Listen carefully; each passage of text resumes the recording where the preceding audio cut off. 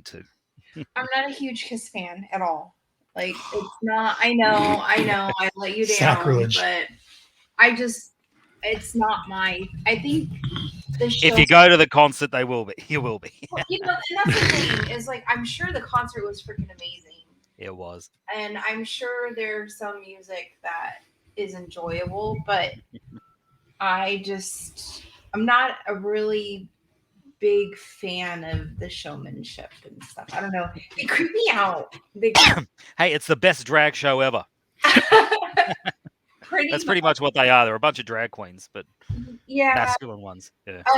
I just find it really cool. I saw an interview with him, and he was saying that he does his own makeup every show, and that impressed me. I was like, oh, okay, well that I can get behind that. Like, the fact that he doesn't have a makeup artist to do his makeup was really cool. So he's probably done it so much he could do it in his sleep.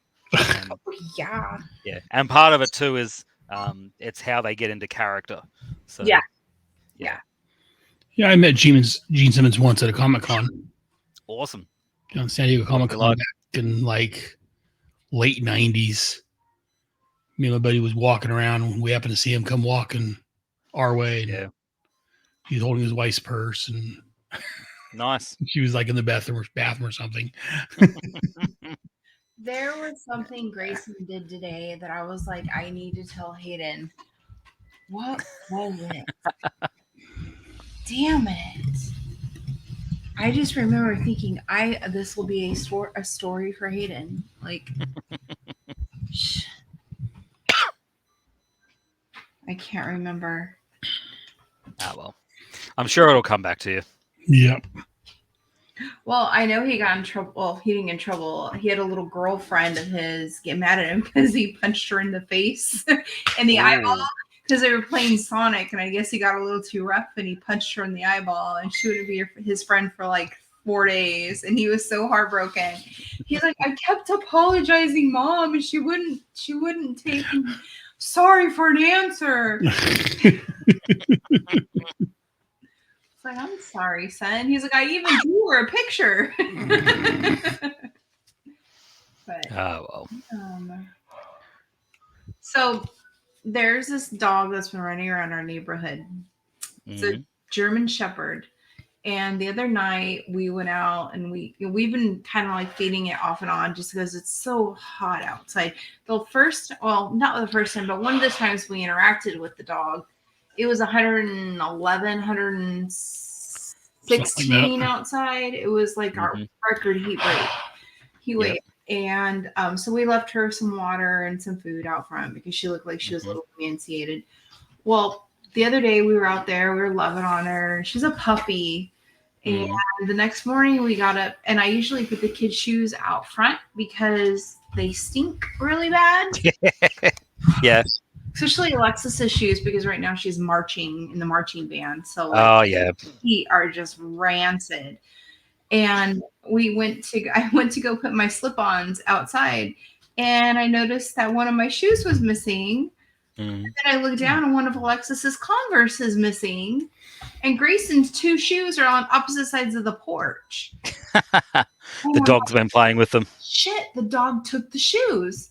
So I called Aaron at work and I'm like, can you check our security camera? Sure enough, the dog came in about 7 a.m. and then 7:30 in the evening. Yeah. And then 7:30 at night, came back and took the other shoe. Half an hour later. I drove all over our neighborhood looking for those damn shoes. Do you think I could find them? Not one. Not a one. Came over, took one, walked away. Like half an hour, 45 minutes later, came back, car stiffed around, moved shoes around, grabbed another one, walked off with it. And I was so mad because he took my and this is funny, Alexis is like, but Mom, he didn't take your expensive shoes. I have a pair of, I don't know if you know what Betsy Johnson is. It's like a name brand shoe, but it's nothing but rhinestones. Like literally my shoes are disco balls.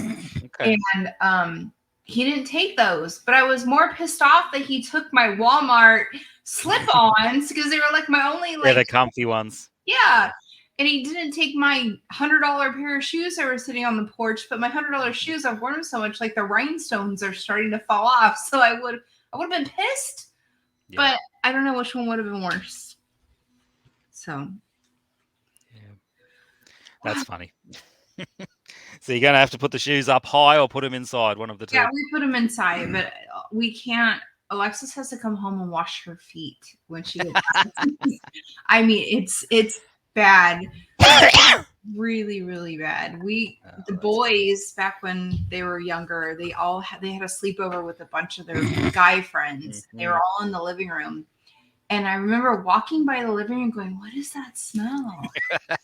What is that Just smell? all the feet. Decomposing corpse? It was disgusting. And I thought it was the trash. And I took out the trash. And I remember just thinking, this reeks. And then it hit me. I'm like, oh my God, I got a living room full of teenage pubescent boys. My daughter's feet stink worse than that. That's hilarious. Last night before, I'm like, walk down the hallway. I'm like, good Lord, did I destroy the bathroom that bad? It stinks. Walk in the bathroom. It doesn't smell that bad in here. What the? Oh, it's her shoes are off. No wonder. Okay, good Lord. Like, don't lay on my bed. Smells like when I dropped in the toilet. I remember once when I was in high school, we did a theatre studies camp because we were doing a show and they had this team building camp there. And I remember I took my shoes off. It cleared out the whole room. Everyone in the class ran outside. Were you embarrassed? No, I was proud. You're like, smell my funk. Yeah. Oh my God, no. It's so funny. Who was it? I was saying. Oh, I asked Grayson. It's not the story. We were at the dinner table. And I was telling Grayson, tell your dad about this little boy that you've been playing with named Gavin. He goes, I don't know Gavin. He was like, who? Gavin. And then I'm like, oh, I guess that's not his name. And then what did he say? We were like, your new little friend at school. You mean Gavin? I just looked at Aaron like, what the fuck? You asshole. God, he's such an asshole. Gavin? Who's Gavin? Is that what you know from the school? What? You said there's a little guy at school you're playing with. You mean Gavin? Fucker. Yes, I know. It's only because it's so easy. God. That's the only reason he does it. Like I said, he goes by it honestly. He goes for a long line of assholes. Are we ready to do this though? Yep. Yeah. Oh, I've got some news. I don't know whether I should tell you or not though. Oh, tell us. Yeah. All right. We'll keep it secret. Yeah. Well, Albie's getting me to help him with his reviews of the new Quantum Leap season. So, yeah. So I've actually seen the first episode already. Oh, very nice. Did you enjoy it? Yeah, it's great. You'll love it. Oh, awesome. Well, congratulations on seeing it so early, Mr. Special Pants. Yeah. So what we're doing apparently is it's dropping immediately after it has played all over the country. So like 11 p.m. on the West Coast, it'll be dropping like immediately after. So fantastic. Yeah. So it's good fun. Congratulations. Yeah. But I'm not allowed to show anyone any of the footage or anything. It's all watermarked and stuff. So it's yeah, it'll get traced back to me and Albie if it leaks. How did he get it? I'm kind of curious. I don't know. I don't know who he's sleeping with, and it's not my business. Like he signed his soul over to the devil. No, he took nude photos. He did send me. He actually bought me a new webcam. See? Okay, you know what? Wait a minute, Hayden. Did you not hear yourself? I said he sent nude photos. And you said, "Well, he did send me a webcam." Yeah. A webcam. So, are you like doing like? Are you like a what is it? Members only for an OnlyFans whore? Yes. I won't deny it if you find it. you're like, I'm only gonna wear my cap, and that's it. Yikes. Oh my god! Well, don't tell anyone that I told you that anyway about About what? So about make watching sure the you mention episode. it So when we're doing this, right? yeah, nah. Yes, but what are we talking about first? Miss Deep Which South. episode? Yeah, let's Miss do Deep that South. one first. Okay, cool. Did you want to read the synopsis tonight, Sure. or no? Yeah, I'll do It's up it. to you. Wicket, get down. Let me get a refill real quick. I'll be right back. And we'll get started. Well, So- wait, can we broadcast this to our TV still? Yeah. Why don't we do that? Because you have your notes up and I can't see. Well, you still can't. Why? Because you're not wearing your glasses. Oh, because the notes will be on the TV. Unless I can.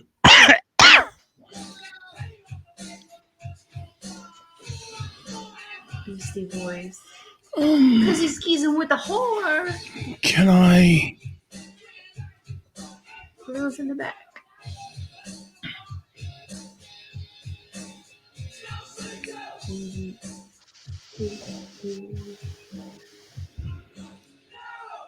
Sleep to Brooklyn. Sleep to Brooklyn.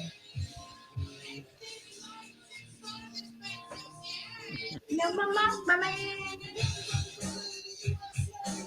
Yeah, I wanted to buy some merch at the Kiss concert, and all that I could get that would fit me is the bandana and a stubby holder, which I wore on my arm like a little wristband. Oh, what? Yeah. A stubby holder. What's You know that? what would you call it? A can cooler, something like that.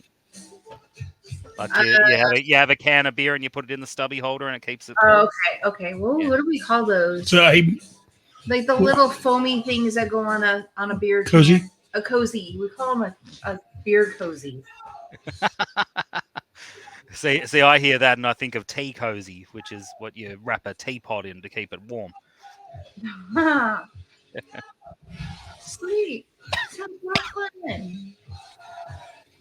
I'm a huge Beastie Boys fan. Nice. It was the first tape I ever bought as a kid. Nice.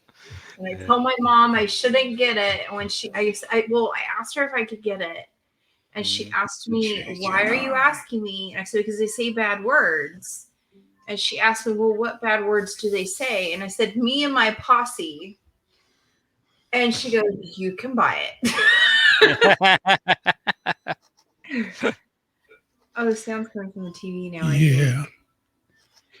And the funny thing is, one of the same song where your fight for your right to party, when he says, my dad threw away my best porno mag. I thought he said quarter mag. I thought he was talking about a hamburger from McDonald's.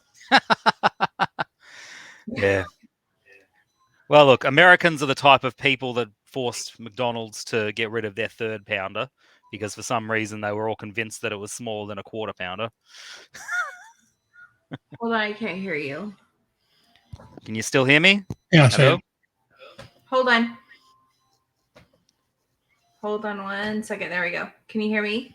Yeah. Can you hear me? Okay. We're changing. We just put the thing up on the TV. We're just changing the audio back from the TV to our headsets. So Okay. it don't look like it's gonna do that. I've got it set for that. Output. all right, we'll forget it. We'll just do this. I'm not going to worry about it tonight. It's getting late.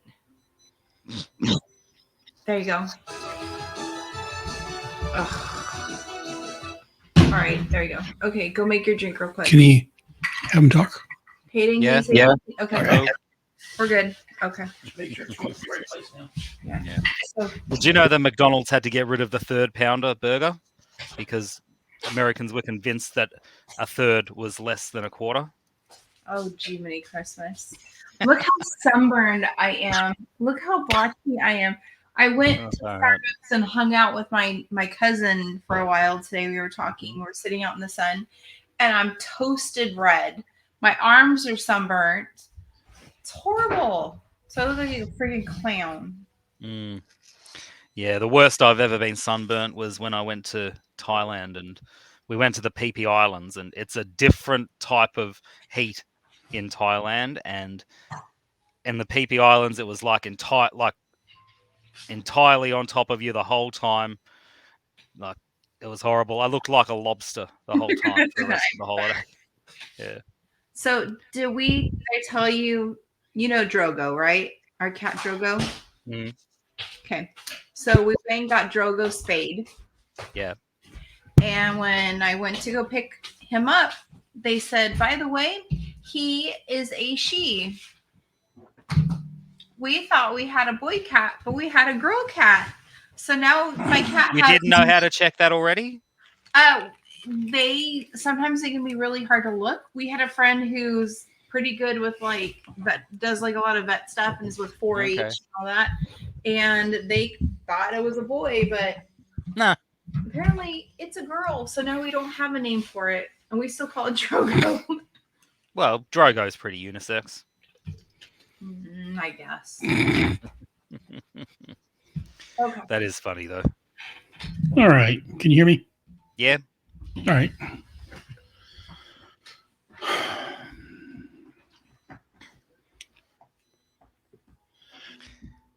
Are we going to make a start? Yep. All right. So, moment of silence. And welcome to the Starbright Project.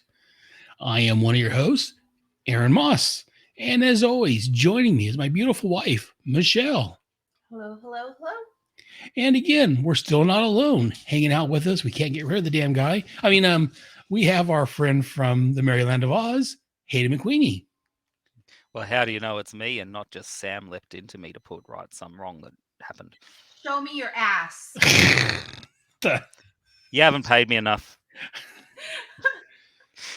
Just started, so you're going off the rails.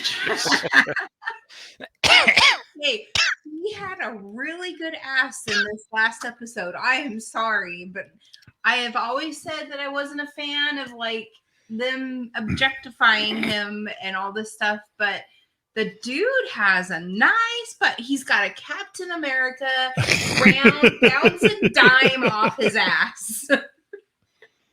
So show me. That's not really something I'd focused on, but yeah. I never noticed it. I can see it.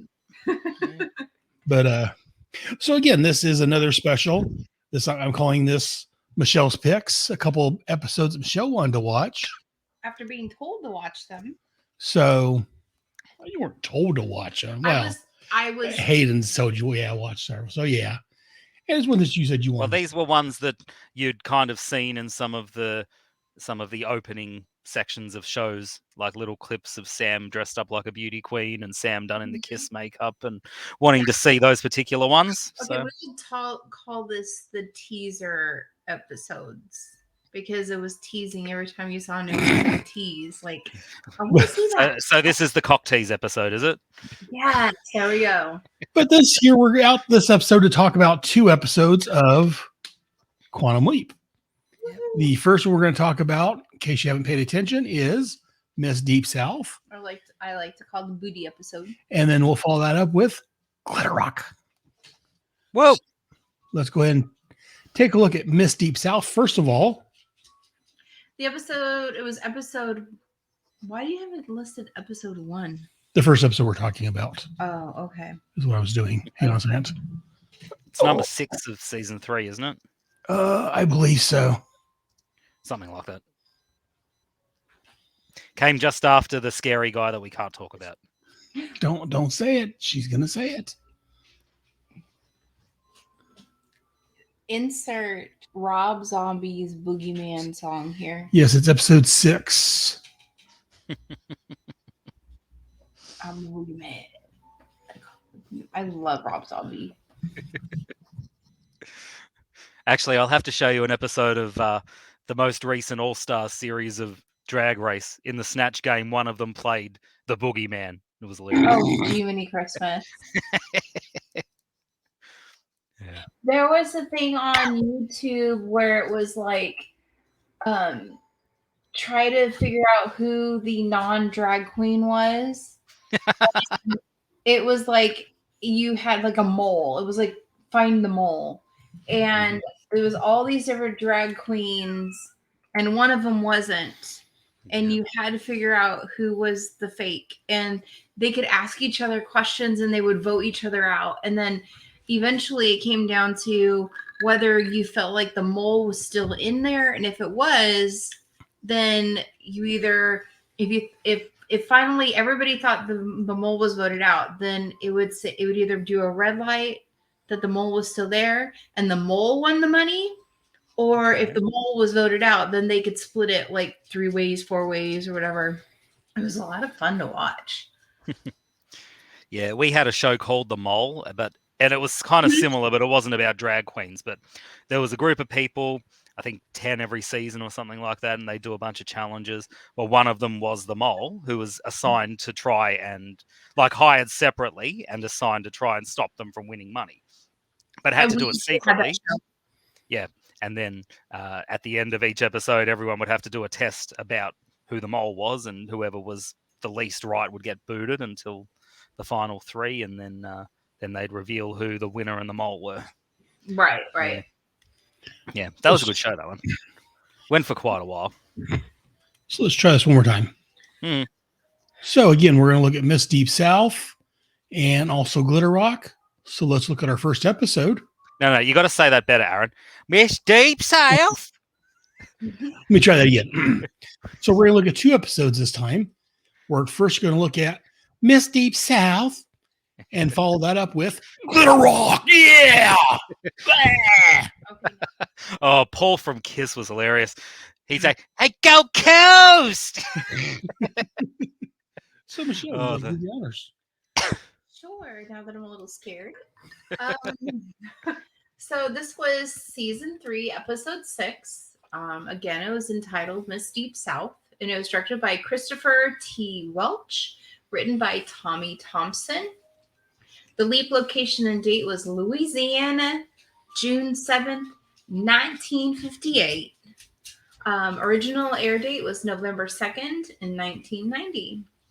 So the synopsis we have is from Wikipedia, and it says Sam leaps into Darlene Monty, who was played by Teresa Ring, a beauty pageant contestant who must protect a naive fellow contestant, Connie, played by Heather McAdam, from ruining her life by posing for nude photographs, and in the process must ensure that his host places at least 3rd in the pageant so that she can win a scholarship and become a doctor. I have to say, Heather McAdam is absolutely gorgeous, and she's still very beautiful today. In fact, all the ladies that played in this episode should have been in all the other episodes that I said people were funky looking. Like, when did the casting crew start getting it right is what I want to know. Because I don't know if they've been wrong for the most part. I don't think they've ever been wrong. I'm going to say, no, I'm not. I'm not going to say this because I don't want to make any enemies from keeping zip, lock, throw away the key. But yeah. But we've spoken to one of the ladies in this episode before, haven't we? What was her name again? Julie Ann Lowry. She played Heather Lamberge.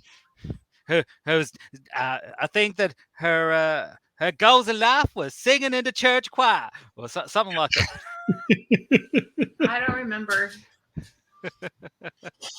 Had to have many children. So yes, me and Hayden have seen this numerous times.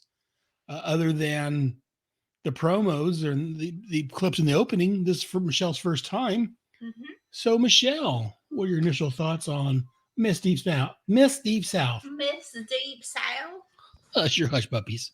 No, God bless your little heart. I enjoyed it. And I think, I'm going back to my childhood. I was very picky, and I know I've said this before about, like, my female leads for some reason. Like, if they didn't look like Sleeping Beauty, I was not interested. That's flat out. So this very much, the Darlene chick, could care less. But the Connie chick, I was like, she's so pretty. I loved her. So I'm really, really shallow when it comes to my leading ladies. I really am. And I hate to say that, but I wanted And you're leading men too. I don't know. I wouldn't say that. I never really say any dudes are really that ugly. I just really You've said it about Scott Bakula a bit. I never said he was ugly. I just don't understand why women are attracted to him. Totally different things. No. I said I don't understand why they have to objectify him. Why they have to put him. I don't find him that attractive. On.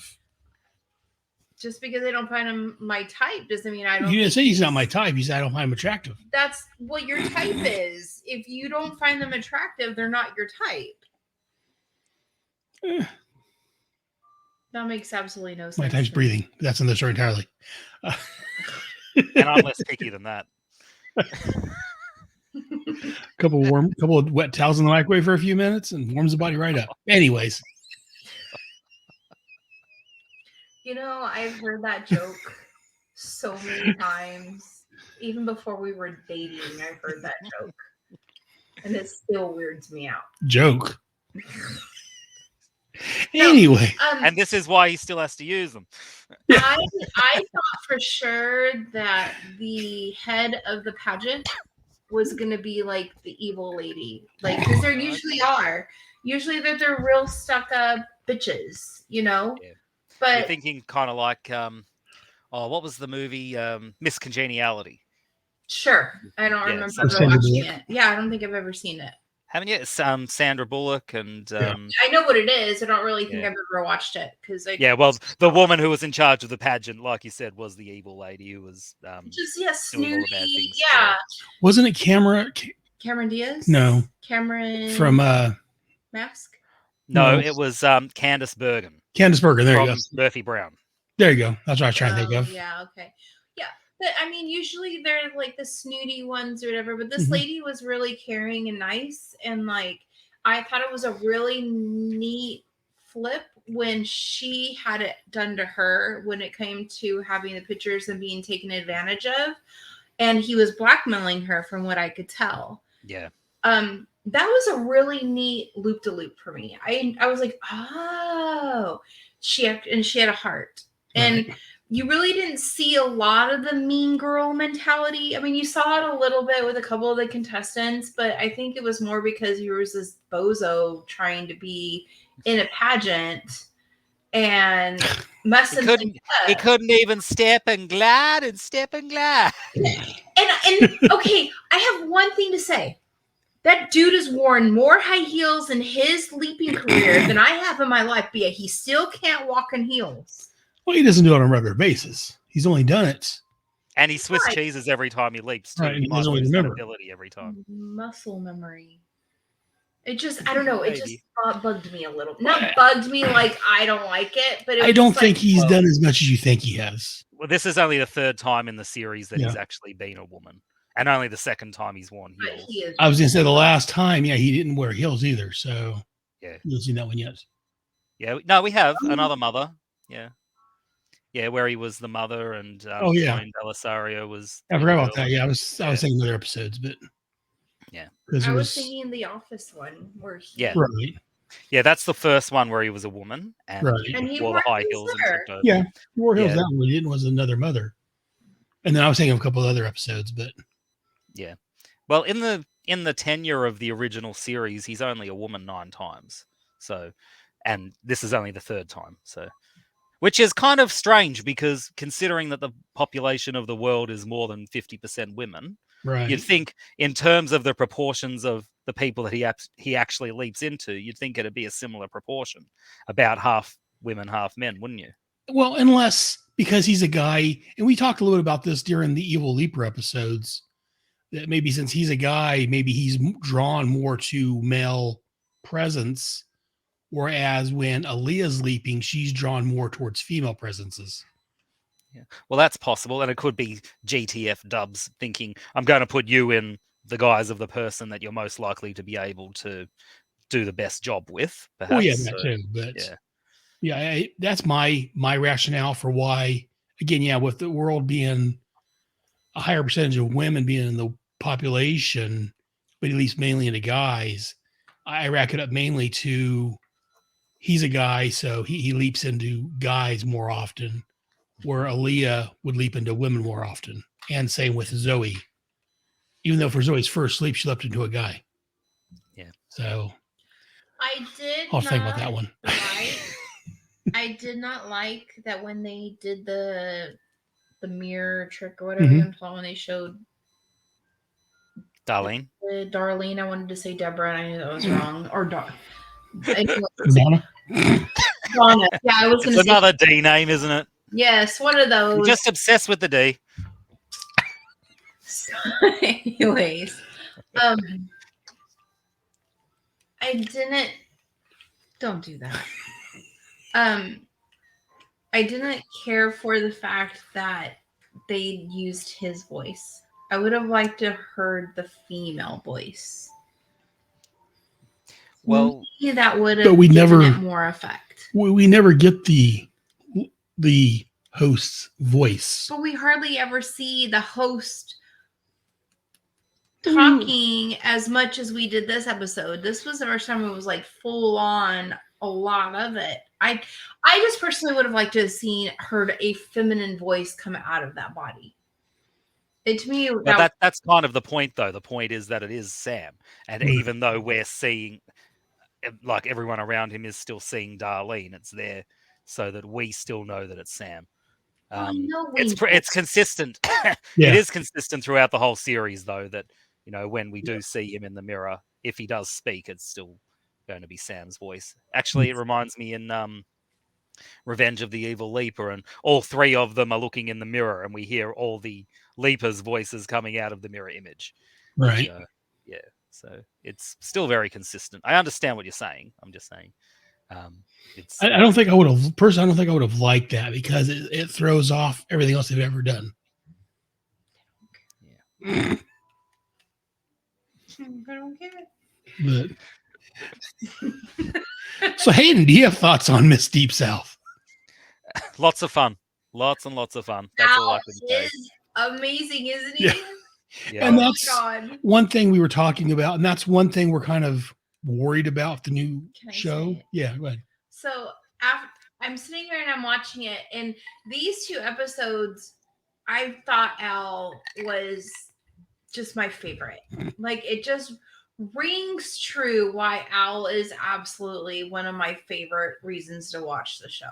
Yeah. And I looked at Aaron and I said, there's only one thing I'm really worried about this new upcoming series or continuation, whatever you want to call it. Addison. I hope she brings some comic relief to it, because I don't want it to be just a drama, high stakes. You know what I'm saying? Like, because that's what all of the trailers and stuff seem to be, is like, oh my gosh, this and this. And I'm hoping that there is some of that comic relief, because I enjoy Quantum Leap it's one of the reasons why I enjoy it so much. Yeah, I get that. Well, I suppose we're airing this after the first episode of the new series is going to air. All right. Well, it seems that in the continuation, that sort of comic relief is going to be shared a little bit between some of the people working at the project. Magic and Ian, I think, seem to be the ones that are fitting the sort of Al role. Addison's also kind of no nonsense and a very dry sense of humor too. So I wouldn't be too worried about there not being any comic relief. But having said that, we'll see how it goes. And I'm trying to think, and help me remember, Hayden, you've seen the promos, I'm sure, for the show back in the day. I don't remember the promos highlighting a lot of the comedy either, for the most part. Unless it was a comedy-centric episode.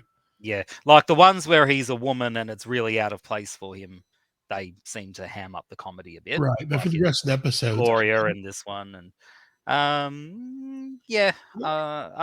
can't really think of any specific promos. So.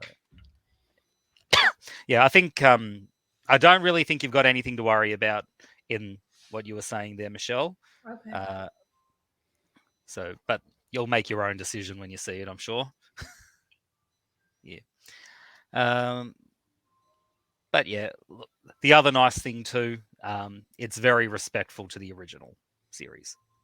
So Good. just keep that in mind too. Anyway, not going to give you any more spoilers. Speaking of the original series, Miss Deep South.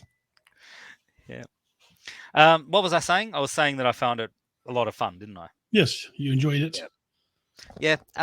It's one of those you don't really have that much to say, just because it's one that you, even though I've watched it several times, it's just one that you can sit down and just really enjoy. It's hilarious seeing Sam, in his swimsuit and in his hoop skirt and all that sort of stuff, just completely out of place. And the story itself's really good. Yes. I'm glad you picked up, Michelle, on the fact that that what's the name? Peg? Is that her name? Peg Myers? I think so. Yeah, the fact that Peg's being blackmailed. I didn't pick that up the first few times, but it makes perfect sense now. I thought that she was, but yeah, I mean, how I didn't pick it up, I don't know, because thinking about it, it makes me wonder why she'd keep her abuser around. But if she was being blackmailed, that explains it perfectly. Can you still hear me? Yeah. We're listening. I just was amazed that my cat just brought in a pair of my son's underwear. Oh, okay. Sorry. Let's hope they're not the pair he was wearing. I'm pretty sure they probably have. Keep going. I'm sorry. It just really shocked me to see my kitten carrying a pair of underwear through the house. Like you just had this look on your face that like, what the fuck? And I'm thinking, oh, is what I'm saying really that stupid? I know. I'm so sorry. I'm so sorry. No, keep going. And I could see how you could miss the blackmail, because she admits to Sam that he did take pictures of her, and then you really get the blackmail aspect of it. I think, other than the fact of reading between the lines of that's the only reason she would keep this pervert around, is also at the very end when she's saying this is the last time he's going to work around girls, whatever, and he's like, well, you're going to You've got too much to lose. Yeah. And I've already lost everything. Yeah, that there's kind of, I think, where. Yeah, that's where it's kind of implied the most, even though they don't explicitly say it. Right. I thought it was interesting how she was supposed to win third place, and he ends up winning first place. And I loved that when I'm getting uncomfortable. When he was walking, when he took his walk, how like he was really just like, I was like, yeah, they love me. They really, really love me. I wish Katie was here to see this. Yeah, I was going to say that. I like the fact that he remembered Katie and thought of her at that moment also. And I was looking at him like a proud mother hen. He's like, that's my baby. Yeah, no, that was a great, the way Sam just he loved being crowned Miss Deep South. Oh my God, that was hilarious to me. Yeah. And he did an awesome job with Great Balls of Fire. I'm not surprised that he won based on that performance, because he was coming fourth at the time. Apparently, Al said he took a look at the scoring, and she was coming fourth. So he really needed to put in some massive effort in order to boost the score a bit. he just didn't expect to blow everyone else out of the water. But I'm like, what is this? This isn't in the program. Oh, line up. It's rock and roll. I like it. Yeah, I love that old lady. I like earlier when she's the only one that was really able to keep the male judges in line too. Yeah. Did you notice? Because they were saying some very inappropriate things, and and with Sam there saying, that's not appropriate. And the size of my body has nothing to do with it. Yeah. I thought it was amazing that in the 90s, I mean, you had shows like Beverly Hills 90210 and all of these shows that were very like you had to have like the knockout body. And, you know, you had supermodels were really in at that time, and MTV, you had Cindy Crawford and all of these things where these women, there was a lot of supermodels were really big about that time frame. So for them to write in there, what does it matter about what a woman's measurements were? Right. With all the body positivity that social society is kind of going towards, and being of a more thicker woman myself, I find that was probably more profound than any other part of the show, because it was just that little bit to me, because I was like, wow, that was so beyond that moment in time in history. That piece of writing, that line, you could take that line and plug it into anything nowadays, and it would fit perfect in with the way people's mentality, well, some people's mentality, but the way people are trying to push body positivity and all of that. And I thought that was just freaking amazing. Like, I loved that part. I was really impressed with that. Wicket, what the freak are you doing? Do you see our dog? Yeah, I can see him. Our dog the other day did something very bad. His claws had gotten really, really long and sharp.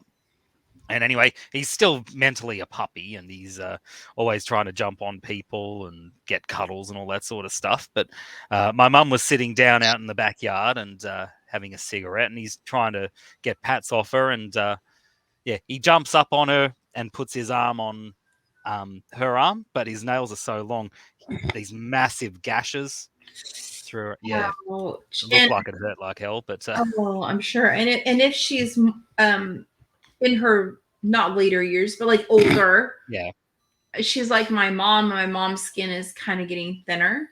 Yeah. And so when Wicket jumps up on my mom, he cuts her every time. So I can imagine your poor mom. Yeah. Well, she's all right, but yeah, it looked badass afterwards though. You're like, you look like you got to fight with a bear. With Wolverine, sticky stick. Yeah. Anyway, Miss Deep South.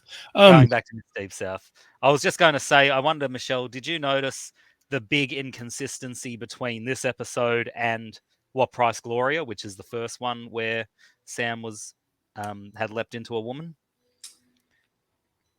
I noticed the inconsistency of the crowd in the show. Like, that was bad. It's like, that felt like the Voyagers when I say they've run out of money and they're using like the same part for like every episode. Yeah. No, I'm sorry, but they're not going to have African-American people in their audience in the 50s for a beauty pageant. In the Deep South. In the Deep South. Yeah, that's exactly right. They did run very low on money, Quantum Leap, so I'm not surprised they reused footage like that. Another good example is Blind Faith, when he's the blind man. And if you look at all the concerts that he does, every single concert has the exact same audience and the exact same footage of them applauding. Well, I could see on repeat. Yeah, well, I could see that, the same type of people's going to the concert all the time. There's not that many people want to go see a blind man play the piano. Oh, anyways. Yeah. So the inconsistency I was talking about was with Al. Remember how in What Price Gloria, he essentially fell in love with Sam because he could see Sam as what's her name? Samantha. Right. And he was trying to get past the fact that he just couldn't get past how beautiful the Leapee was. Al didn't really have any of those problems this time around, even though presumably since Sam's a beauty queen, it'd be someone that Al would instantly fall in love with. And he fell in love with every other beauty queen there as well. And honestly, I thought this host was more attractive than Samantha. Yeah. But I will have to say this. I think the reason why he didn't have to fall in love with her is because he was so sidetracked and so busy with looking at all the women and enjoying them walking through him. Oh my God, that was freaking hilarious. Even as a hologram, I've got it. And he's so got his arms open wide, like he's trying to like hug them as they come by. I'm just like, oh my God, you're embarrassing yourself, man. Stop. Just stop. Yeah, one scene where they get off the Sam gets off the elevator and that one blonde's in there fixing her pantyhose and she gets in the and Hal's like, I'm gonna go check on things downstairs. Make sure no other beautiful, soft ladies are being taken advantage of going down. Oh yeah, I like the way he says that. Going down. I was just like, God, he was such a pig in these episodes. Like, normally I not that like I'm like some feminist or anything. Usually I'm just like, ugh, this is disgusting. I did feel a little dirty in these episodes watching him, which was amazing because it was so well done and he's so funny. And I think it's because the character you expected from him. So I'm glad he didn't fall in though. That was my hero. He was just funny. Like, that's why I don't think he fell in love with her, is because he was too busy being in love with all of them to be. Well, part of it too, I don't know if you remember, he says a line about Sam looking like Scarlett O'Hara on steroids. Mm-hmm. Well, he wouldn't be saying that unless he was seeing Sam, not right, Darlene. So I think this is actually a good indicator that the sort of way the project's working is changing a little bit, because obviously it started out he'd see who Sam had leapt into. Now he's seeing Sam. And the theory that a lot of us in the fandom have is that actually the first leap where he was a woman is the point where they say, no, we've got to change this so that this sort of stuff doesn't happen again. And so they've done some sort of tweak to the neural link so that now Al actually sees Sam as Sam. So that he's not going to fall in love with Sam and stop being able to do his duties when Sam leaps into something similar. Well, I just reread Angels Unaware, the Quantum Leap book, which was the sequel to Another Mother. And in there, I like how they describe it. He says that with one eye, he sees Sam, and when he looks the other eye, he sees the host. Yeah, that's kind of cool too. Yeah. But we know now he's there's something in there that's making him see Sam, so he's not as enamored by even the beautiful woman that Sam appears to be. So, yeah. But I just thought it was interesting, the fact that, I mean, this would be the leap where he's going to be, on his worst behavior when it comes to Sam. And so the fact that he didn't go there speaks volumes about what they've actually done project-wise. What was I saying? Great Balls of Fire was really, really fun. Yeah, I reckon Sam. His costume, his skirt really showed off his butt. But seeing the hairy legs as he's bopping his legs away, as he's bopping away playing the piano. And his hairy chest grossed me out. Like, at least give him some water balloons or something, I don't know. But, and then, oh my gosh, when he goes to find Connie? Yeah. Is her name Connie? Yeah, Connie. In the bathtub, and he takes his shirt off, and he's talking to her, and he's going to put the robe on, and all I'm just thinking in my head is, you're naked, your boobies, you don't have clothes on. Like, he's talking to her and taking off, and and I'm thinking, like, your boobs are exposed. What if Al showed up right then and there? What would happen? Well, Al would only see Sam, though. Oh, okay. Yeah. But you're right. Women are a little more body positive, though. They're, in general, able to look at each other naked and not be phased at all. So yeah, I mean, of course, like we like, if we're really good friends, like, we don't care, we get naked, we go to the bathroom, we can all just hang out in the same room together, it's no big deal. But that's Sam. And Sam's still a guy, and he probably even thinking about and that's what I thought of, was like, he was just being a dude, boobs hanging out. Yeah, but in my head I'm thinking, dude, like, I don't know. It was a weird thought process. I can't put it into words, but it was just one of those things. Yeah, well, there's also the possibility that he's picking up bits of Darlene, and maybe that's just what Darlene would have done. Yeah. But also the fact that he did walk into the bathroom while Connie's in there. I know he has to go in there to try and help her, but you'd think that he'd be a little bit more modest about doing that. I thought he did. I thought he was, because when he walked in, he was kind of looking out the side, and you could tell he was like, "Oh God, I gotta open the curtain." Like it wasn't like, "Hey, how are you?" or "Here's Johnny." That'd been now. But I feel like he was really tasteful and really respectful of that, and you know, he covered her, and you know, like at that point, it was nice to see him worry about her and not her body at that particular moment. Yeah. You know what I'm saying? Where again, Al could have popped in and been like, ha ha ha, she's in the shower. It would have been ruined the moment and that kind of thing. And it wouldn't have been the right time to write that in there, because and I really was worried that she had sex with him. But I'm glad that they pointed that out, that they did, because my brain went right there. Like, you know, and so I'm glad they there's no lack of trying, but I'm glad they clarified that.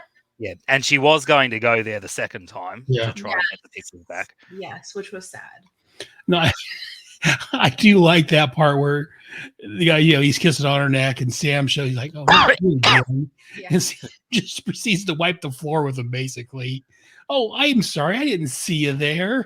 I like when he was taking him out the window. It's like, oh my gosh, like, dang, Sam in business this time. Yeah. Like, what if he's Sam can kick ass when he needs to. Oh yeah, no, that's what I love about Sam. He's a nice, caring guy, but when he needs to, he can kick some butt. Yeah. But yeah, I did like that. He's hanging out though. He's like, what are you doing, you crazy girl? He's like, well, where's the pictures at? Where's the film? Under the bed. Well, it wouldn't have been a huge loss if he had let the guy drop. No. Well, I don't think, though, that would have been in Sam's character, though. No, he wouldn't have done it on purpose. No. Yeah, I'm just saying it wouldn't have been a huge loss. Right. Well, no. But I think that would have bothered Sam. Oh yeah, no, definitely.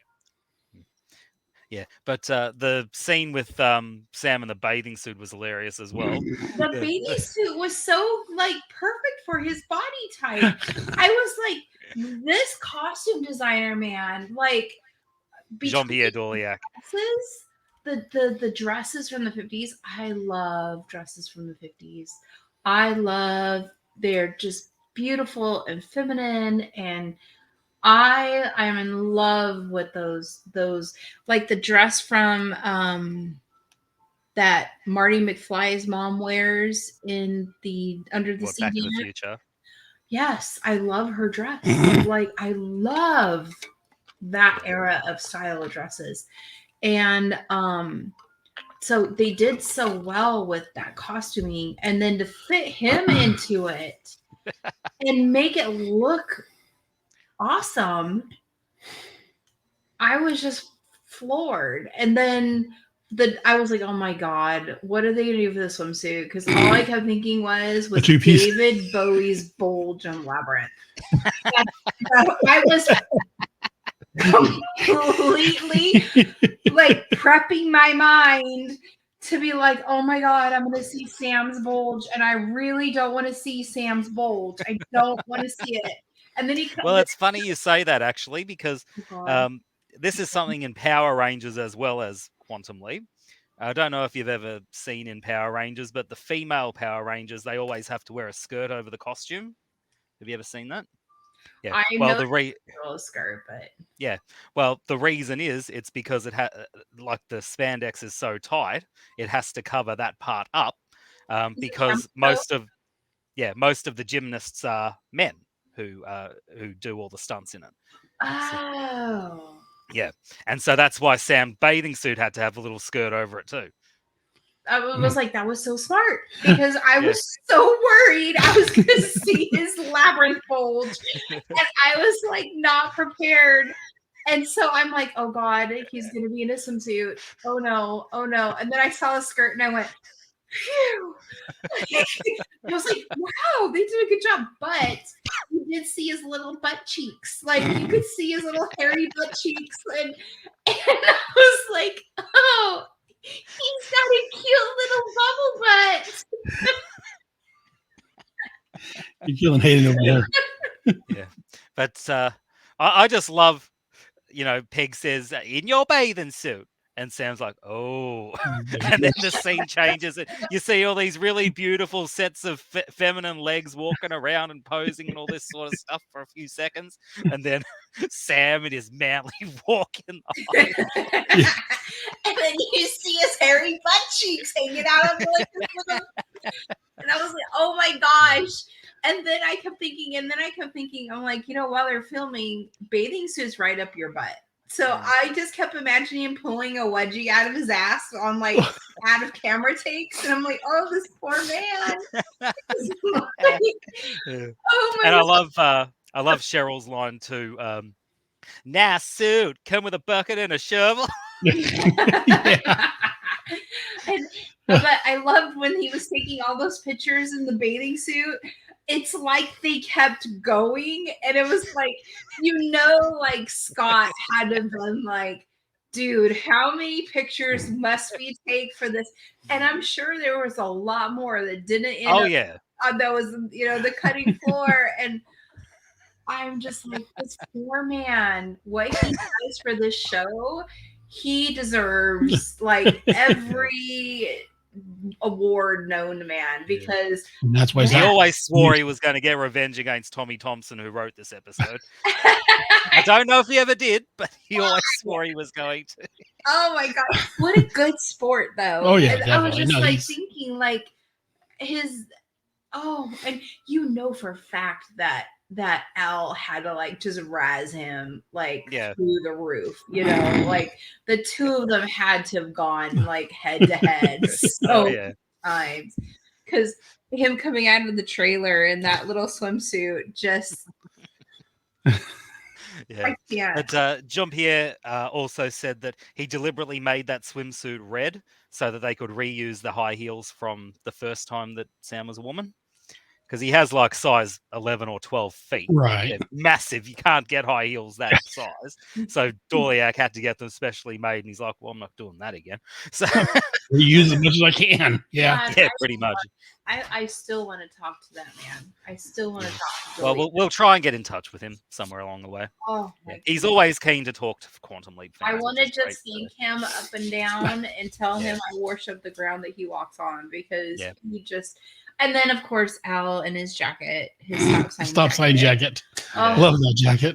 God, I just he's actually selling a lot of Quantum Leap costumes because it was in his contracts that he was allowed to keep a certain proportion of them, and he's selling quite a lot of them now. So if you wanted, and lots of accessories and things like that some of the actors had worn. So if you've got the money for it, go on to his website and have a look around and see what he's got. But if you know his website and you want to plug it, go for it. I think it's just jeanpierredorliac.com. Hang on, I'll just have a quick look. We'll even put it in our little show notes.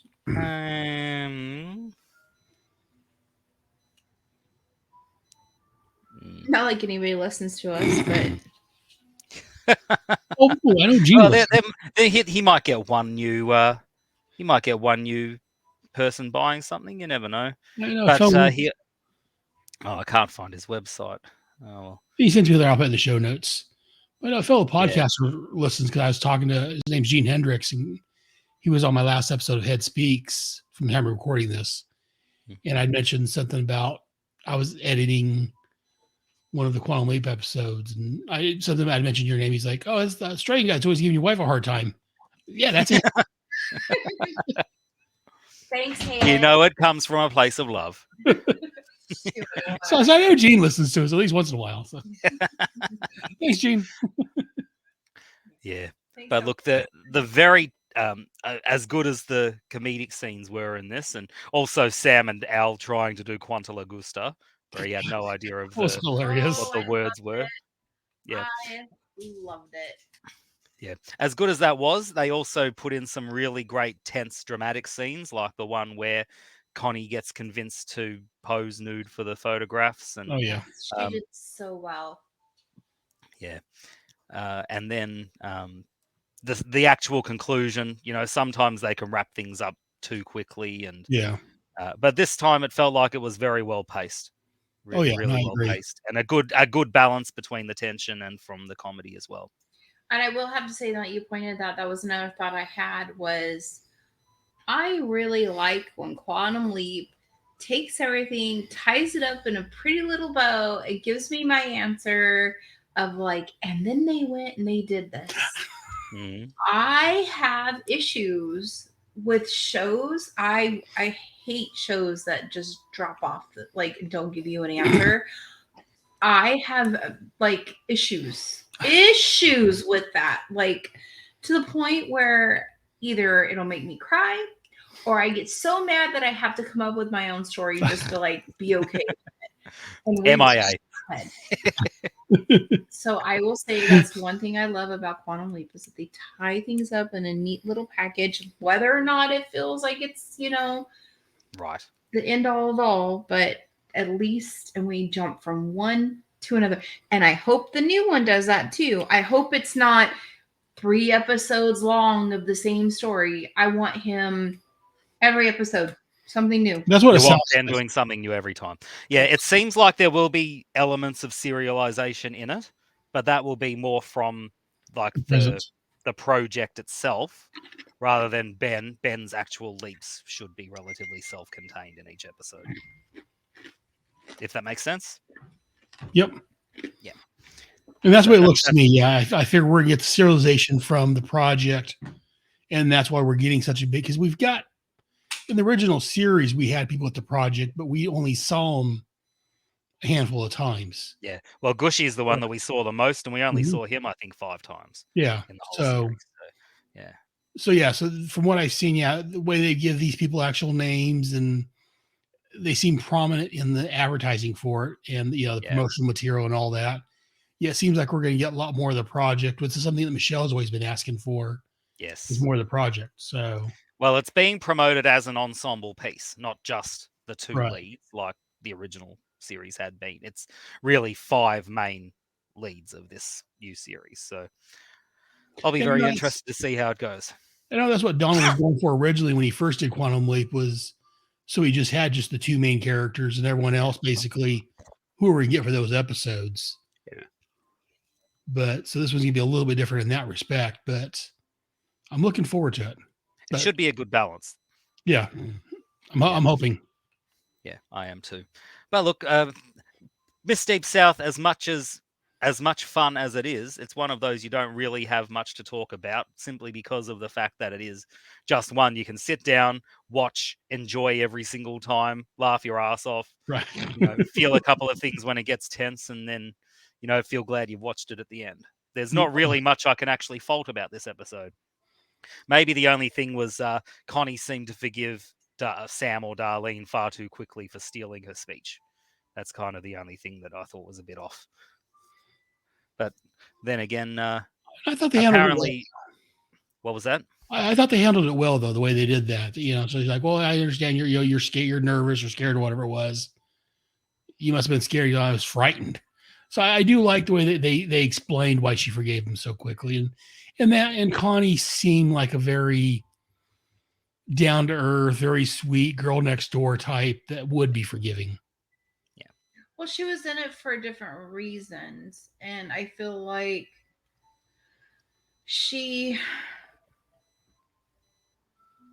I think she was just brought up different. Right. I think her upbringing also had a lot to do with that. Oh, yeah. Like her mom having all those kids and stuff. And I don't know. I just felt like she was a little bit more forgiving. Definitely. There must have been nothing to do down in the bayou if all they're doing is each other. Yeah, pretty much. It's much like in Chowchilla. Speaking of where Aaron lived, I remember the first time they have like a fair that comes once a year.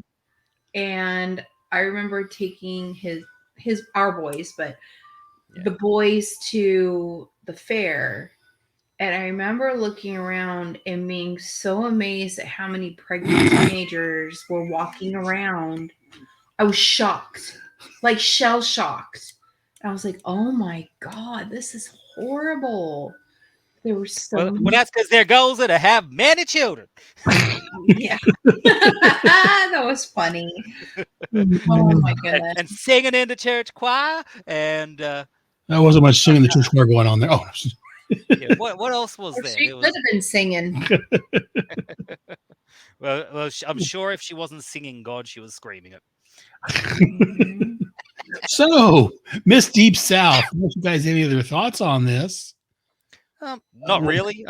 Because like you say, yeah, it was a great episode that, yeah, there wasn't a lot of the fault with it. And yeah, it's one of those you just put on and watch and enjoy, anywhere between seeing Sam walk around in high heels or a bathing suit to Sam playing Great Balls of Fire on the piano or walk around dressed as Carmen Miranda. And it's just a great episode. Yeah. All right. Well, I think that'll be enough for that one. So let's go move on to the next one. I'm going to take a quick break real quick. Need a refill? Give me just 1 minute. No worries.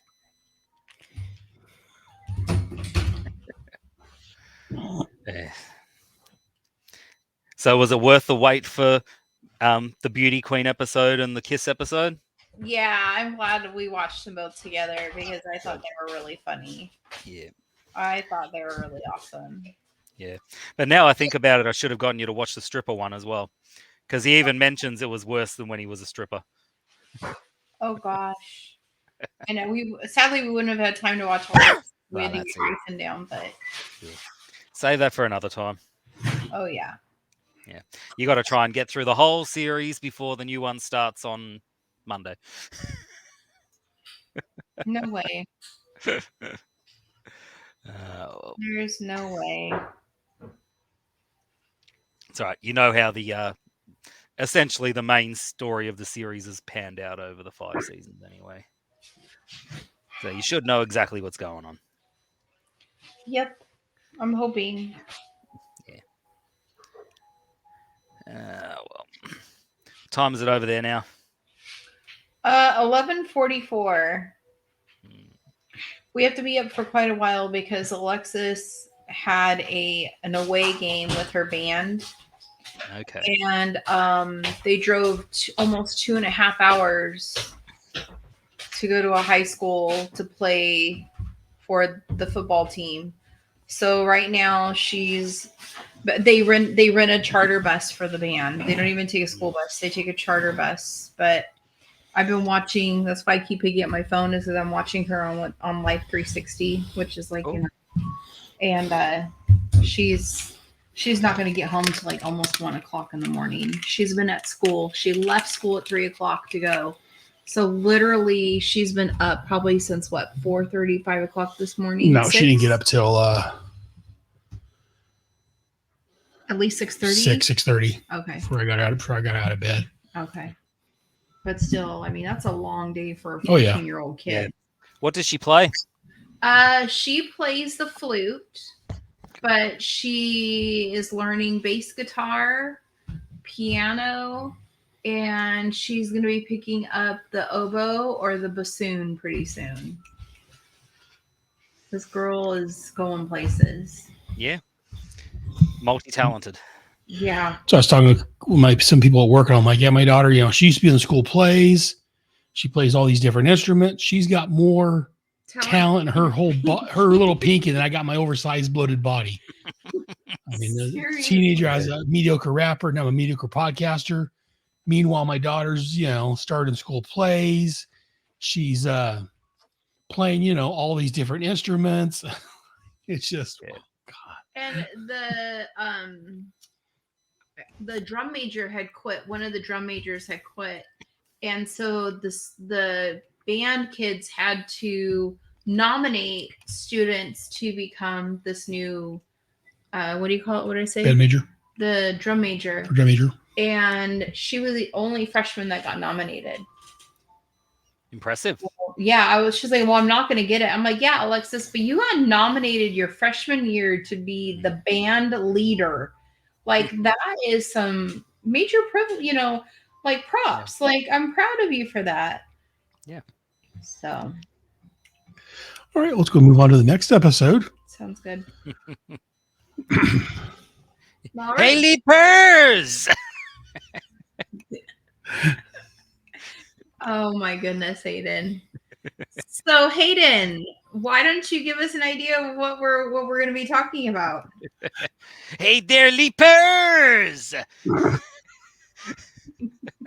For those of you who don't know, I went to the Kiss concert, the very last one they're ever going to do in Australia. I went to that about a week ago. Lots and lots of fun, but every time Paul opened his mouth, he'd go, hey there, go Coast! And he did it so many times that everyone just laughed at him every time. And so he'd just keep doing it. He knows how hilarious he sounded. So, oh my goodness. But, hang on a sec. What? Yeah? I'm recording something. Are you all right? And you do know that this is staying in. Yeah. We need a blooper reel, I'll give you that. At least it was you, not me this time. I'm talking to my American friends. Talking about the Kiss concert, Mom. Yes. Damn it, Mom. Leave me alone. Bring me some cheesy booze. Best concert I've ever been to, though. So right if you're in America, because I think that's the only place they're still going to do a few concerts now before they finish entirely, go and see them. Will do. And of course, having gone to see them, Michelle had to see the Kiss episode of Quantum Leap. So that's what we're talking about next. And that's what she said when she was like, let's see if Hayden's free to record. Well, he just went to the Kiss concert. Let's do the Kiss one. I was like, I know he'll be up for that. So speaking of Kiss episodes, Michelle, did you want to do the honors? Sure. So this is, again, season 3. This one was episode 17, and it was called Glitter Rock. Blah. It was directed by Andy Cadiff, written by Chris Rupenthal, and the leap location and date was Detroit in Michigan. Let me try that again. The leap location and date is in Detroit, Michigan. Let me try that one more time. God bless Detroit, States, Michigan. Yes. Leap location and date is Detroit, Michigan, April 12th, 1974. The original air date was April 10th, 1991. So the synopsis again from Wikipedia is Sam is Jeffrey Tonic Mole, played by Bruce Michael Payne, the lead singer of a Kiss-inspired rock band who, in the original history, was murdered by an unknown assailant in a crowd. Sam must find out whether it was the manager, Peter Noon, fellow band member Flash, Jonathan Grease, a random fan, or his host's estranged son, Christian Hoff. Who did it and what? Sam must find out whether it was the manager, fellow band member Flash, a random fan, or his estranged son who did his host's estranged son. Yeah, his host's estranged son, Christian Hoff, who did it, and stop them before the deed can take place. Sometimes the wording on it really throws me off because my brain wants to read it differently. So that was Glitter Rock. Whoa. So Hayden, since you have gone to a Kiss concert and there you go. So Hayden, since you've gone to a Kiss concert recently, let's go hear from you first. Yes. What are your thoughts on Glitter Rock? Awesome. Needed more pyrotechnics, but otherwise awesome. I'm really disappointed we didn't get to see the shoes. What shoes? Kiss has humongous boots. Oh, you're talking about. I thought you were talking about the episode. Yes. Well she wanted to see huge boots. I wanted to see the shoes. Like, show me Kiss shoes. They did the faces, they did the hair, they did all that, but I didn't get to see the kiss boots. That kind of, I was waiting for it. Literally, I waited the whole episode to see some shoes. I'm not gonna lie. But what else? Well, you got to see the stop sign jacket. That should be good enough for you. Yes, I'd love the stop sign jacket. I would buy that. If that's something that Jean-Pierre was selling, I would buy that.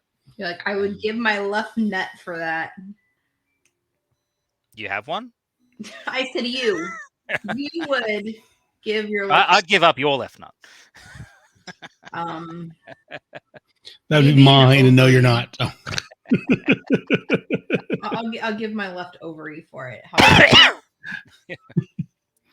Yeah. As far as the mystery goes, wasn't really that good a mystery. I figured out immediately that it was the manager, even before all the other, yeah, even before all the other suspects and everything else. As soon as they showed Michelle's like, oh, he did it. Yep. Yeah. I knew right away. Yeah. But Peter Noon, is from the Monkeys, isn't he? Is it? What's he from? No, Herman's. Herman and the Herman's Hermits. Yeah. Yeah. He was Herman from Herman the Hermits or whatever it is. Yeah. He looks so familiar because my mom's like a huge fan of that kind of stuff. And I kept wondering why he was grossing me out.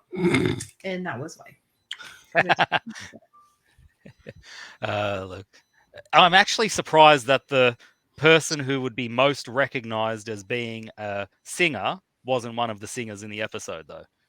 Isn't that interesting? Have we seen some of the actors before? Because one of them looked familiar to me. Yeah, the guy that plays Flash was in a previous episode. Okay. Which episode was he in? Let's have a look. Oh, crap. I forget now. I was looking earlier. Hang on. Well, let's have a look. Still have it up. I don't have the book in front of me. Flash. John Grise. Yes. Or Jonathan Grise. And let's have a look what he was. And I was looking on Wikipedia, and he's been in a lot of things. Oh, yeah. Oh, I've been scrolling so long, I'm not even out of the 2000s yet. Right Hand of God. Yeah, let's have a look. He was in the Right Hand of God as well. The Right Hand of God, right. Yeah. So that's the one with Sam as the boxer and the nuns. Yep. Yeah. Oh, speaking of which, it's Michelle Joyner's birthday today. She was Sister Angela. In that episode. Happy birthday to her. Yeah. Yeah, I'd better let her know that Ziggy reminded us. Yeah. But look, again, it's just another really fun episode. I love all the songs that they have interspersed through it. I also thought it was quite clever at the record signing at the shopping centre that they had in the background Fate's Wide Wheel playing, but sung by someone other than Sam, because that's one of the few times we'd actually hear the Lee P's actual voice. Yeah, Michelle, you were saying you wanted to hear the Lee P's voice every now and then, so this is one of the few times you actually would. Makes sense. It's because he actually recorded that voice. Well, and as they mentioned that song, the Fate's Wide Wheel, Michelle's like, isn't that one of the podcasts that we talked with? Yes. No, yes, it is. I was like, oh, well, I always wondered where that name came from. I was like, oh, clever. Yeah. Pretty sneaky, sis. But on the Quantum Leap CD, Scott Bakula recorded Fate's Wide Wheel as well, so that's one of the songs that's available on it. I wish they'd done Rock the Redhead as well, but that was a good song. Yeah, I liked Rock the Redhead. Those are really cool. Like, I was impressed by the lyrics that they wrote for, like I could see them doing a couple little lines and then cutting back to whatever, but no, like I felt like we got real songs. And I don't know how full it is, but on Al's Place, they have links for both. Yeah, I think they're on YouTube as well. So if you Google Rock the Redhead, you should be able to find it. Yeah, they have it. And of course, Al's rocking away in his stop sign jacket. I love that when they're out there in the concert. Al's out there rocking with them, and it must be so nice to know that no one can see you and you could do whatever the F you want and be who you know what I mean? Like free reign, like, because I would so be up there with like Metallica or like no one could see. No, so no one could see you and like or I'd be up there like trying to be Beyonce or something, just But I do like before Sam goes out, he's like, I don't know what I'm doing. And he's like, get out there, and give it like, so and so, and you stick your tongue out. You play the guitar with your teeth. You smash the guitar on the ground. You go wow. Do the windmill and like that Abbott Costello bit they did. Play like Townsend. Who? Yeah, Townsend. It sounds so familiar. It's one of the from the Who. Oh, okay. Now you told me that. Yeah, well, that's what the whole little bit was about. He's like, playing Townsend. Who? Yeah. What? Townsend. Who? The Who's on first. I don't know. Yeah. Very funny. I love that little bit. Made me chuckle every time I see it. But imagine if you were in the audience, say at the age of 4, or if you were mentally ill and in the audience, and you're seeing Sam and Al, who they really are, and you're seeing this weirdo just doing whatever he wants, walking through shit on the stage. I thought that too. I was like, people will be staring at me. Who the heck's that dude? When he joined the band? And you know what? Honestly, we haven't seen it yet, but we have. There are other people that can see Sam and Al. Oh, I think we've seen just about all of them. We the saw Shock one. Theater. So well, yeah, I'm talking about if you're the hurricane episode. Oh, yeah. Yeah. So if you're on drugs or your mind is altered, you can see to an extent. So, and we know that the audience would have all been on something. Yes, either drunk or high or something. So I wonder how many in the audience actually saw Al. Jeez, that's something I hadn't thought of, but you're exactly right. And I didn't think about until you guys mentioned, about kids or mentally. I was gonna make a comment about people that like that music are mentally ill, but as I was thinking, you're not wrong. No, I'm not. I'm usually not. But as I was thinking, I go, actually, wait a minute. There's more than that. If you're on drugs or some sort of other impairment, inebriated or drugs or. And there was some drunk mofos. So I'm wondering how many people actually saw Al, because they wouldn't recognize Sam behind the makeup. But Al, they would see this guy in a stop sign jacket come out and start doing, who the hell is this guy? He's not even in face paint. Get that loser off the stage. Just pass it off as someone who won a competition. There you go. Like he's all, you can just smash the guitar when you're done. And he's like, but I need it still. He's like, well, then they're going to want an encore, and I won't have a guitar. And I don't know how to do an encore. Yeah. Oh, at the concert, Wolf Mother was one of the opening acts, and every song, he'd have a new guitar to play with. And he's like, I don't actually need all these guitars. It's just we had to drive here from Byron Bay to the Gold Coast. So that's, I don't know, 6 hours or so a drive. He's like, we're not getting in the bus and not taking a few extra guitars with us. So every single song he was playing with a new guitar. Right on. That's cool. But it was great too, because Nick Simmons, who is Gene Simmons' son, was also there. So he came out and did a song with the guy from Wolf Mother as well. Right on. Yeah, which was great. Anyway, back to Quantum Leap though. Is Gene's son? Did he start out as a roadie and maybe show his dad a few tricks and a few licks? A few licks. Teach his old man a few licks. Yeah. Well, all right. I suppose the introduction of the son was fine. I like the fact that he says, you're my father. We've got the exact same webbing between our hands. And Sam's like, he had to go and put it in a mirror so that he could see. Like that. Yeah. I was wondering how they were going to do that, actually. I'm like, how is that going to work? Like, so I was like, oh, again, you got me, people. Like, dang, they're doing really good with this, like, mind fuckery stuff tonight. Yeah. I think the kid was fine. Like I said, I never really thought that he was the killer, so that kind of got rid of all the tension there. But it was like they tried too hard to make him look creepy. Yeah. But I loved when Al was like, how when he's in his room and he's looking through stuff and like the wallet just like flips and he's like, how do these private eyes do it? And he kind of looks up. Thank you. So yeah, no, that was great. Yeah. So it was kind of clever. They were trying to incorporate some GTF dubs, giving some intervention there, I guess. I don't hate seeing it in a fictional show. So, what else did I like about this episode? The funny line, Peter Noon, I forget what his name is, the manager. Dwayne. He says, Dwayne, thank you. He says to Sam, you guys sounded terrible out there.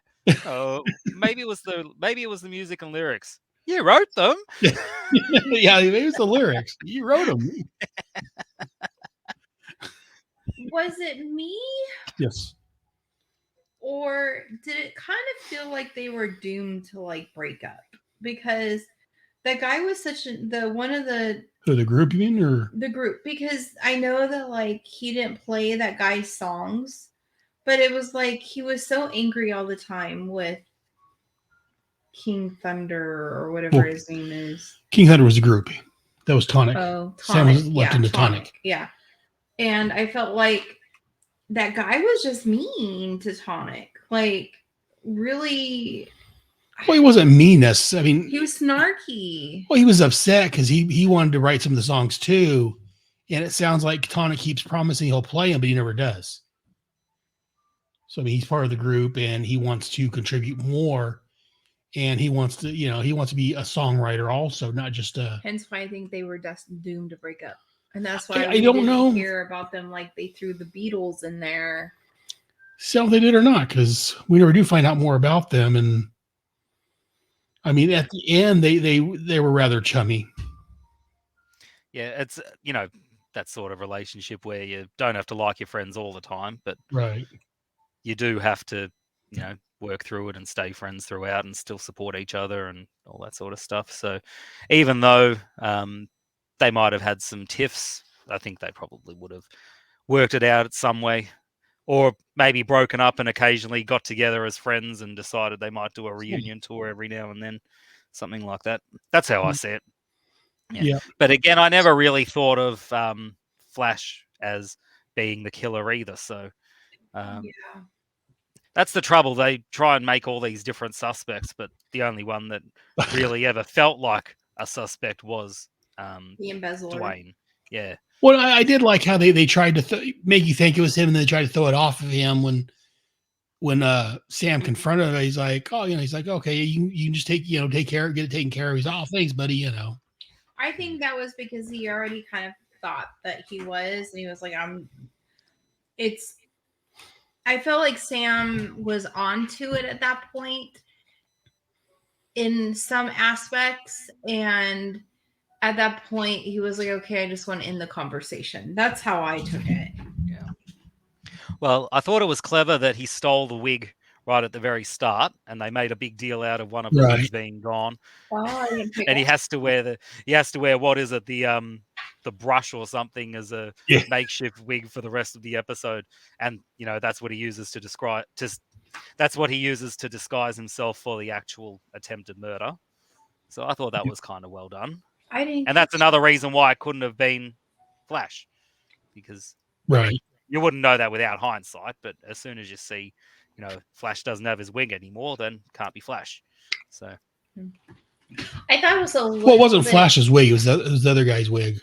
Was it? I thought it was. Yeah, it was like one of the other people. I thought it was kind of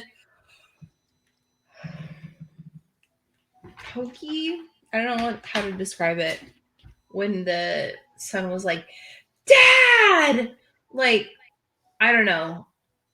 Beating your person who's supposed to be your dad, but yet hasn't really accepted you as dad, for you to call them dad was a little bit much. Well, he's very desperate to have a father. And even though he's never met the man until that point, until this episode, he believed it. Well, his mom's always talked about. I know, it just felt so. It just weird to him. He was dad, and like I said, he didn't say, I'm here to see if you're my dad. He's here to, he didn't say, I'm here to see if you're my dad. He's here to, I'm here. I want you to, admit you're my dad. It, yeah. So to him, he was already dad. So I guess I just didn't really care. But I do like how they were talking, and he was like, yeah, you got my mom after the concert, and Flash like, oh, he didn't give no one after the concert. He had too many tonic and vodka and tonics on stage, and they were in the hospital getting his stomach pumped. And that's why we call him Tonic. That made me sad. I thought I was like, oh, he's not his dad. No, what's gonna happen? Like, and then when Flash that rocked my boat a little bit. And then when Flash saw the picture, oh, I remember her. Yeah, you hooked her with her beforehand. And see, just a bit of all right from what I remember. You said she was a bit of all right. And see, I haven't seen this episode in a little while, and I knew that Flash was involved somehow with the revelation. And for some reason I was thinking Flash was the father. Until I rewatched it, that they were gonna pull that too for a split second when he's like, "No, they pumped stuff." I'm like, right. Oh, and then he's looking at the picture, and I'm like, he's gonna be like, "But I banged the bird." And he's like, "Oh, I remember her." Yeah, that's where I thought they were gonna go. And then when he did the before, I'm like, "Oh, phew, that poor kid." Yeah, that was pretty clever. I liked that. But just so another fun episode. I thought it was funny. This is one of the few times Sam actually remembers a bit of stuff from a previous leap. Yeah. He mentions that when the groupies broke in, it was worse than when he was a stripper. Which Michelle hasn't seen yet. Yeah, so that's the next one for Michelle to put on her list. Yeah, he remembers some things he doesn't remember. Yeah, I do love the way Swiss cheese memory works. Yeah, it just seems to be throughout the series that he remembers what GTFW wants him to remember at the time. Yeah. And things that are going to stop him from doing his work, like remembering Donna, for example, he's just never going to remember. Yeah, exactly. And I'm curious to see how, we talked about that already, but I'm curious how that's going to work out in this new season. Yeah. Well, if we'll see Donna at all, or Beth, or anyone. No, I'm referring like to with Dr. Seong and his fiance. Oh yeah, because Ben and Addison are engaged. Yeah. So and that'll be interesting to see. Eventually, Ben's got to get his F on. So from what I've seen, it's just the way the show goes. From what I've seen, Ben doesn't remember her, but I don't think she has that Swiss cheese memory. So she's going to be the problem. I'm sorry, quotes problem. Yeah, and there's that idea. Is it infidelity if they don't know they're together or anything like that? And right. Like there has to be some sort of a mutual understanding and agreement and contract. And if you don't know it, then it's, is it still valid? That sort of thing. Right. So it'll be interesting to see how they go about it. And I think we're going to get a lot more of that out of this new series, seeing how Addison is more involved with the project than Donna was. So, Donna was definitely there, but we only saw her in the leap back, and we don't really know what her major tasks were. Right. So, but anyways, Glitter Rock. Yeah, another great episode. Yeah, some great songs. Yeah. It's another just fun one you can put on and and watch. And yes, Tonic died in the original history, but it doesn't seem like that high of stakes. I mean, sometimes. Well, it also makes you wonder too. I was just going to say, it also makes you wonder too why Sam actually leapt into Tonic. Usually, he'd leap into someone nearby so that he can prevent a murder that's going to take place, but not actually be the victim or the murderer, because if he's the murderer, he leaps out, the murderer leaps back, they just go do it. Right. And if he's the victim, he's in danger of actually dying himself. So usually he leaps into someone, murder adjacent, so that he can prevent it that way. So it was interesting that he actually leapt into the victim this time. And that's why I knew it was safe, because they can't kill Sam off because there's no more show, and we know it goes on. Huh? Can't they? I would hope not. They killed Al off. Don't mess with me. You know full and well how upset I was. When I watched that, I about wrote off the whole entire series and was going to be done. So don't do that. And see, and we don't know for sure if Sam or in the new series, Dr. Song, if they get killed, if they do die, or if they would leap out. They said it in the trailer. Right, but how do they know? Because they know. They think. They assume. They know. Like a lot of times on the series we're watching, they say, well, this is what you need to do, and then half the time it's something different. They're just making guesses. Until it actually happens, they don't know for sure what's going to happen. They've lost control of the project. They don't know for sure what would happen if Sam dies. They're assuming that Sam would die, but we don't know for sure. That's my story, and I'm sticking to it. Okay. Well, that brings up another question, like with Zoe, when Zoe got shot. Does that mean that she died? Is that what caused the leap out, when she died? Or did she leap back to the project so they could do some, resuscitation on her or anything like that? We don't. They could have explained that a little bit better. That's kind of the only time I think we've ever seen the leaper possibly die. Right. And there was the trilogy where Sam leapt out right before the host died. Yeah. And see, maybe something like that. Maybe if, say, for instance, they didn't stop Dwayne and he did stab Sam, maybe Sam would leap out before he actually died.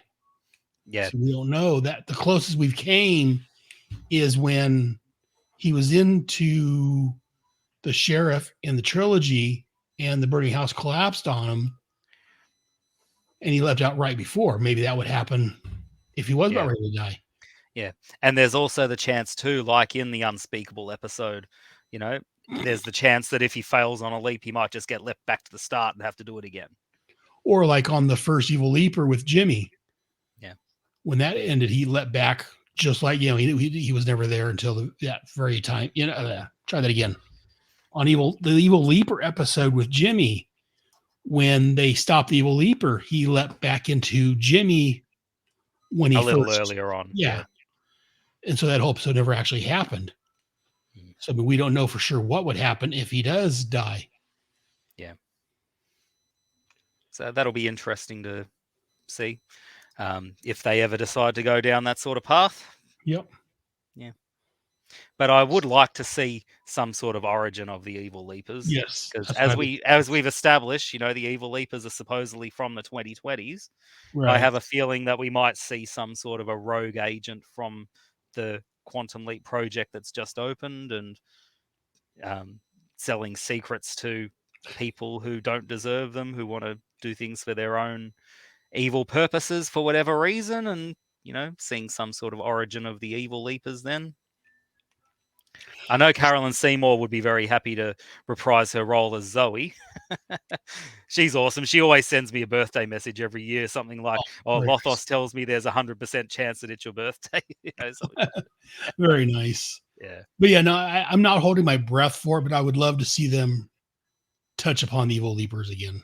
Yeah, and like you said, give their origins or start to show their origins or something. But look, I will hope that we see something like that. But the thing is, with this new series, they're not going to keep it around if people don't watch. So make sure you watch. Oh, yes, tell people how good it is.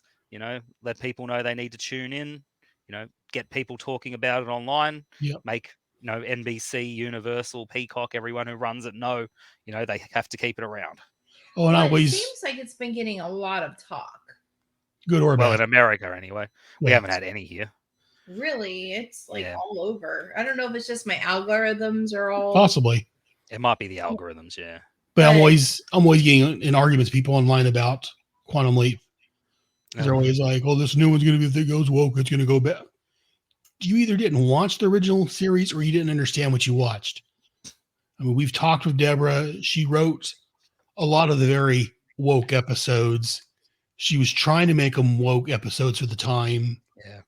I don't understand what you mean if it goes woke. That's what Quantum Leap is. Well, I just read today, like, someone's like, oh, Scott Bakula said he's not going to be in it, so I'm not going to watch it. There's no reason to watch it now. That's what people have been saying. And I'm just like, If Scott, okay. if Scott or Dean's not in, I'm not going to watch it. You could not watch it in silence. Yeah, really, right? Yeah. Give it a chance. It's like those. I don't know if you ever seen on Facebook or anything, all these posts people sometimes put up of like terrorizing from your toddler, something like that. One of them wrote something like, my toddler's been having a tantrum for 2 hours because he doesn't want to go. We're not going anywhere. That's what it sounds like. I don't want to watch Quantum Leap. Yeah, you don't have to watch it. I don't care. I don't want to watch it. No, it's okay. You don't have to watch. No, I don't want to. Yeah, one guy's, they're going to ruin the original. No, I've got it on Blu-ray. I can pop it anytime. It's still just as good as it's ever been. No matter what they do, if this new series is good or bad or whatever, I've still got the original 5 disc I enjoy. Yeah. Or 5 sets. Yeah. So, but look, if we're getting into discussion about the new series, I think we might have said everything we wanted to about Glitter Rock, unless there's anything else either of you can think of. Again, it's one of those that we don't have, not a lot wrong with it. Yeah. It's just another good episode that you can put on and enjoy. And I mean, yes, you can say bad. The bad is the whole mystery of who killed Tonic. Because it was rather obvious, transparent. Because Michelle guessed it right away. Oh, he's guilty. He's the one that did it. Yeah. So he just gave off a creepy McCreeper vibe.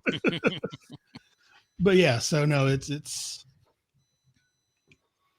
Yeah, look, if the mystery had been more mysterious, it would be a little higher up in my opinion, but it's still quite high. So it's another one you can just sit back and watch and enjoy.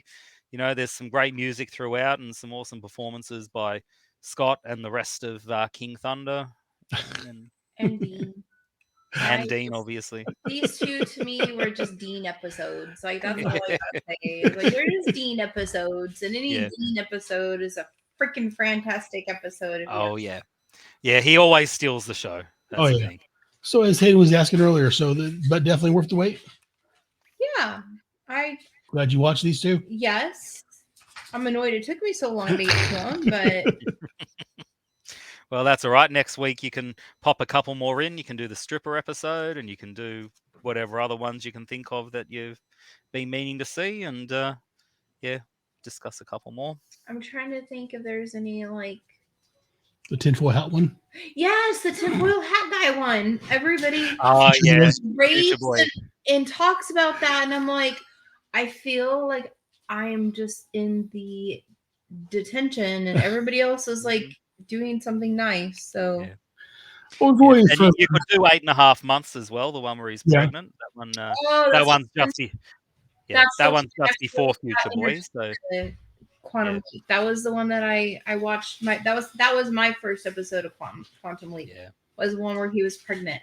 And that's what stuck to me. And I was like, why is this dude pregnant? Like, so yeah, I'll have to watch that one because I'm wondering if I remember any of it besides the fact that I know that he was pregnant. All right. Well, that'll be a good one, a good couple for you to watch for next time. 8.5 months and Future Boy. So we're going to end this episode. To people out there listening, remember to tune into Quantum Leap Monday nights at 10 o'clock on NBC or Peacock, or if you're overseas, hopefully somewhere. Whatever VPN or whatever Pirate Bay or whatever thing you can use. I don't encourage you to do any of that, but I'm not going to stop you. And I encourage you, if you have the money, to go buy some costume stuff and send me something. Yes, Jean-Pierre, send us some free gifts, please. You are my hero. And what I'm thinking about at this point is petting the main show, the rewatch on hiatus for the most part, except for these special episodes for right now. Yeah. So we can focus on the new episodes. That's fine. Well, maybe what we could do a discussion of the new one we just seen, but maybe put a classic one in towards the end of the episode. Maybe we'll see. Maybe do one of each. Yeah. Hang on a second. You're at school? So. Okay, the police. Bye. Our daughter is ready to be picked up. Okay. Anyways, so I send that out. So Hayden, thank you very much for joining us for these 2 episodes of Quantum Leap. No worries. Rock and roll. By the time this airs, we'll already be started the new season. Yes. So I'm hoping I'm enjoying it, and then hope you guys listening are enjoying it also. Tell your friends to go watch it, because again, as Hayden was saying earlier, if we want to keep the show around, we need people watching it. So that's going to do it for this episode. Perfect. Have a nice night. Right. Have a nice night. Yep. All right, and thanks for having me again. I'm sure we'll be in touch to discuss the next one once you've had a chance to watch it. So we need to figure out how we're going to do the new season. We will discuss that later. Yeah. We'll discuss that later. I gotta go get Lex. Okay, we can go get her. Bye, Hayden. See you later.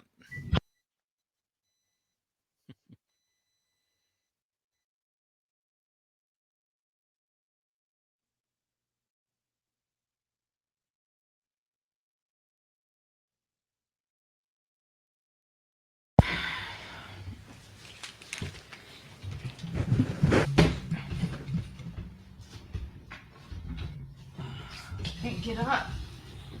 I'm stuck. I'm stuck on you. Oh my God. I'm stuck on a Jew. Do-do-do.